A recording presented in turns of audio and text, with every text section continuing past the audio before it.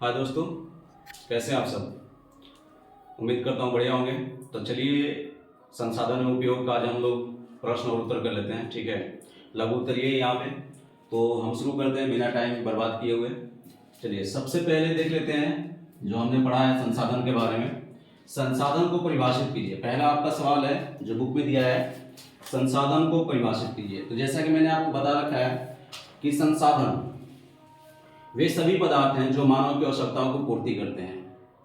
Simple है, जो सभी वैसे सभी पदार्थ जो मानव की आवश्यकताओं को पूर्ति करते हैं वो सभी क्या है, संसाधन है। चाहे उसका प्रकार कोई भी हो, चाहे वो जीवाश्म ईंधन हो, चाहे पेट्रोलियम हो, चाहे मोबाइल हो, चाहे पंखा, ये सभी क्या है, संसाधन है। ठीक है, तो इसको मैंने यहाँ पे आपके लिख दिया है। मानवीय आवश्यकताओं को पूर्ति करने वाले वे सभी पदार्थ जो हमारे पर्यावरण में मौजूद हैं उन्हें संसाधन कहते हैं, जैसे पेड़ पौधे, जल, वायु, मिट्टी, धातु, ईंधन, जीवाश्म आदि। ठीक है दोस्तों, तो संसाधन के बारे में हम समझ गए। संसाधन को परिभाषित कीजिए, इसका ये उत्तर हो गया। दूसरा सवाल है आपका किताब में जो दिया है, संभावी एवं संचित कोष संसाधन में अंतर स्पष्ट कीजिए। दोनों में अंतर स्पष्ट करना है कि संभावी किसको कहते हैं और संचित कोष किसको कहते हैं। तो पहला हम देख लेते हैं संभावी संसाधन। संभावित संसाधन उसे कहते हैं जिसका उपयोग वर्तमान में नहीं किया जा रहा है, जिसका उपयोग वर्तमान में नहीं किया जा रहा है लेकिन भविष्य में इसका उपयोग कर सकते हैं, लेकिन भविष्य में इसका उपयोग किया जा सकता है। जैसे हिमालय क्षेत्र का खनिज, राजस्थान और गुजरात में पवन और सौर ऊर्जा, ये संसाधन तो है हमारे पास लेकिन इसका हम इस्तेमाल अभी तकनीक की वजह से नहीं कर पा रहे, लेकिन भविष्य में इसका इस्तेमाल हम जरूर करेंगे। वो तकनीक ईजाद होगी जिसकी वजह से हम इन लोगों का, इन सब पदार्थों का इस्तेमाल कर सकते हैं। अगला है आपका संचित कोष संसाधन। संचित कोष संसाधन उसे कहते हैं जैसे नदी तालाब में जल सिंचित है, जंगलों से बहकर आकर बांध बनाकर उसको सिंचित रखा है, उसे ही संचित संसाधन कहते हैं। ठीक है दोस्तों, तो इसको हम जान लेते हैं। ये संसाधन भंडार का ही हिस्सा है। संचित कोष संसाधन क्या है, भंडार का ही हिस्सा है। इनका इस्तेमाल तकनीक की मदद से किया जा सकता है, थोड़ा बहुत हो भी रहा है लेकिन तकनीक की वजह से इसका इस्तेमाल किया जा सकता है। भविष्य को ध्यान में रखते हुए अभी इसका इस्तेमाल नहीं किया जा रहा है। जैसे यहाँ पे मैंने लिख दिया है नदी जल भविष्य में जल विद्युत इस्तेमाल करने में किया जा सकता है।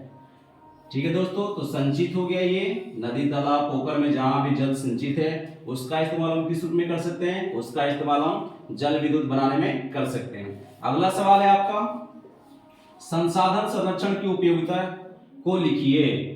संसाधन संरक्षण की उपयोगिता को लिखिए।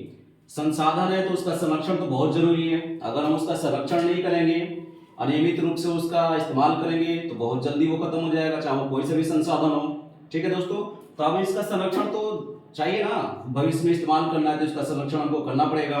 तो इसका संरक्षण कैसे करेंगे, संसाधनों का संरक्षण करने से वे भविष्य के लिए सुरक्षित रहते हैं। भविष्य के लिए क्या रहते हैं, सुरक्षित रहते हैं। संसाधनों का योजनाबद्ध और विवेकपूर्ण इस्तेमाल करने से उसे ज्यादा दिनों तक इस्तेमाल कर सकते हैं। ठीक है दोस्तों, तो संसाधनों का अगर हम सही से इस्तेमाल करेंगे तो उसे भविष्य में भी हम इस्तेमाल कर सकते हैं, उसका उपयोग, उसका लाभ ले सकते हैं। संसाधन का संरक्षण करने से सांस्कृतिक, सामाजिक और पर्यावरणीय समस्याओं से बचा जा सकता है। इसके संरक्षण से हमारे आने वाली पीढ़ियों को समस्या का सामना नहीं करना पड़ेगा। आप इसको और बढ़ा चढ़ा के लिख सकते हैं लेकिन बोर्ड पे मेरे पास उतना जगह नहीं है, तो मैं शॉर्ट में जो अच्छा चीज है उसको मैंने उत्तर के रूप में यहाँ पे दे दिया है दोस्तों। ठीक है, तो संसाधन संरक्षण की उपयोगिता के समझ गए आप कि संसाधन का अगर हम लोग अविवेकपूर्ण से इस्तेमाल करेंगे, उसके बारे भविष्य के बारे में नहीं सोचेंगे कि जल है तो जल को एकदम लगातार हम बहाते रहेंगे, पीने वाले पानी को नष्ट करते रहेंगे तो एक ना एक दिन खत्म हो जाएगा। ये एक महत्वपूर्ण संसाधन है।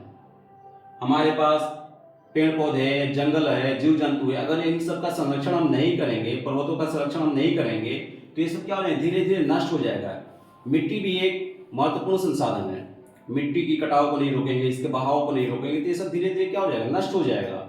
ठीक है दोस्तों, तो अब हम आगे पढ़ेंगे। अगला सवाल है आपका, संसाधन निर्माण में तकनीक की क्या भूमिका है। बहुत इंपॉर्टेंट सवाल है आपका, संसाधन निर्माण में तकनीक की क्या भूमिका है।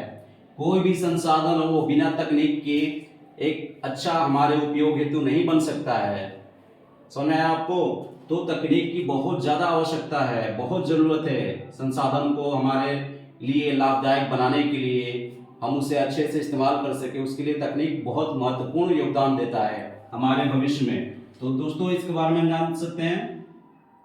संसाधन निर्माण में तकनीक की बहुत महत्वपूर्ण भूमिका होती है।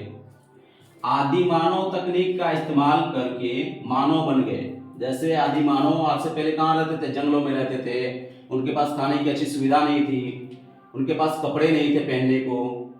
समझ में आ रहा ना आपको? वहां से चलते चलते प्रगति करते करते तकनीक का इजाद करते करते आज हम मानव के रूप में यहाँ पे, आप अपने आप को देख लीजिए, यहाँ पे खड़े हैं, कितना आगे प्रोग्रेस कर चुके हैं, तकनीक के सहारे ही कर चुके हैं। ठीक है। पर्यावरण में उपलब्ध पदार्थों को तकनीक के सहारे ही इस्तेमाल करने लायक बना पाते हैं, जिससे मानव सुख का आनंद ले पाता है। अगर तकनीक नहीं होती तो हमारे पास ये मोबाइल नहीं होता, ये बोर्ड नहीं होता, ये पेन नहीं होता, आपके घरों में बड़ा बड़ा टीवी नहीं होता, एसी नहीं होता, फ्रिज नहीं होता। तो गर्मियों में आप फ्रिज का ठंडा पानी का आनंद कहाँ से ले पाते हैं? एसी का आनंद कहाँ से ले पाते हैं? आप आज ट्रेनों में सफर कर रहे हैं एसी कोच में बैठ करके, इसका आनंद आप कहाँ से ले पाते हैं? जहाज में जा रहे हैं, इसका आनंद आप कहाँ से ले पाते हैं? ये सब तकनीक का ही कमाल है। तकनीक नहीं होता तो इन संसाधन तो बहुत सारे हैं, लेकिन हम उसका इस्तेमाल नहीं कर पाते हैं, मानव के लिए उपयोग करने लायक उसको हम नहीं बना सकते हैं। तो दोस्तों तकनीक का हमारे जीवन में, हमारे भविष्य में बहुत महत्वपूर्ण योगदान है। समझ में आया दोस्तों? तो संसाधन तब बनते हैं जब हमारे पास संसाधन के रूप में इस्तेमाल करने की तकनीक मौजूद होती है। बिल्कुल सही, हमारे पास संसाधन है लेकिन उसको इस्तेमाल करने की तकनीक नहीं पता है, तो कहां से तरक्की करेंगे? तकनीक बहुत जरूरी है। जैसे प्राचीन काल से धरती के अंदर मौजूद वन्य जीव, वनस्पति, कोयला, जीवाश्म, पेट्रोलियम, तकनीक की मदद से ही आज हम इसे इस्तेमाल कर रहे हैं। बिल्कुल सही है दोस्तों। अगर तकनीक नहीं होती तो हमारे जो जितने खनिज पदार्थ हैं, जो पृथ्वी के, जो धरती के परत के नीचे हैं, समुद्र में हैं, हिमालय पर्वत के नीचे दबे पड़े हैं, जो जीवाश्म हैं, जितनी भी चीजें हैं, तकनीक की मदद से ही हम उन्हें बाहर निकाल पाते हैं। पेट्रोलियम क्या आपको शुद्ध मिल जाता है? नहीं, वो तेल के रूप में निकलता है, उसमें कई सारे खनिज लवण होते हैं, उन सबको अलग अलग करके मशीनों में डाल करके शुद्ध रूप उनको दिया जाता है। तो ये सब तकनीक का ही कमाल है। सौर ऊर्जा, सोलर प्लेट, ये सब क्या है? सूर्य से ऊर्जा हम प्राप्त कर रहे हैं, बल्ब चल रहा है, पंखा चल रहा है, टीवी चल रहा है, पूरा घर रोशन हो जा रहा है। तो ये सब कहीं ना कहीं तकनीक है, एकदम तकनीक है। तकनीक की वजह से ही आज हम और आप लाइव देख रहे हैं, मोबाइल चला रहे हैं, टीवी देख रहे हैं। तो तकनीक के बिना कोई भी देश तरक्की नहीं कर सकता है।